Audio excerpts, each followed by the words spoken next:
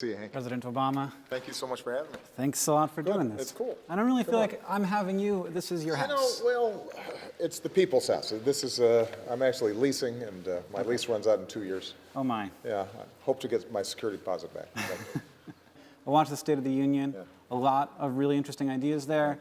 I'm not the only person who said this, a little worried that none of them are at all politically feasible. Even if something doesn't happen immediately here in Washington, it starts having an impact around the country. A great example, that's the minimum wage.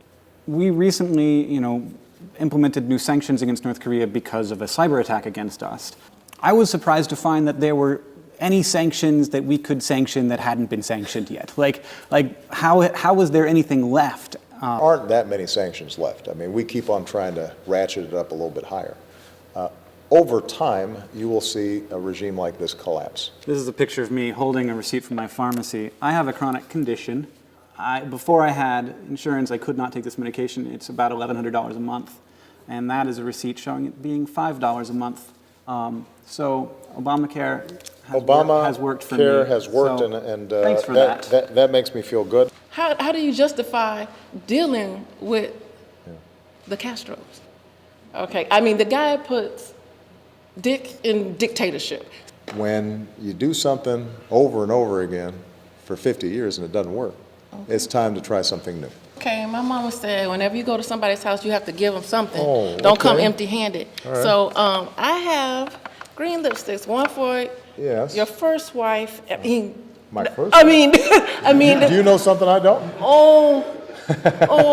For the first lady, the first lady and the first children. And the first, I'm teasing. Okay. Next question I actually relate to on a very personal level, because when I was younger, I was cyberbullied, which affected me in a very big way. So I went online and I basically spoke about my story, which then a lot of my viewers online came to me and leaving comments and asking for tips and advice on, how I dealt with it. I've got to say, this is one area where I think your voice is more powerful than the President of the United States.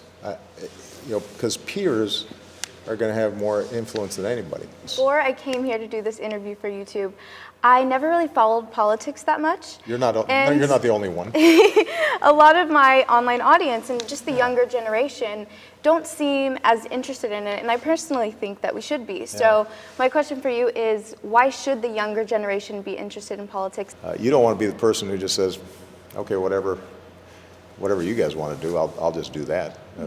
You want to express your voice and your values and what you care about. And that's what politics is. If you had any superpower, what would it be? One time somebody asked me this, and I gave an answer that my wife Michelle teased me. She thought this was really nerdy. But it's okay, I'll go ahead and tell you anyway.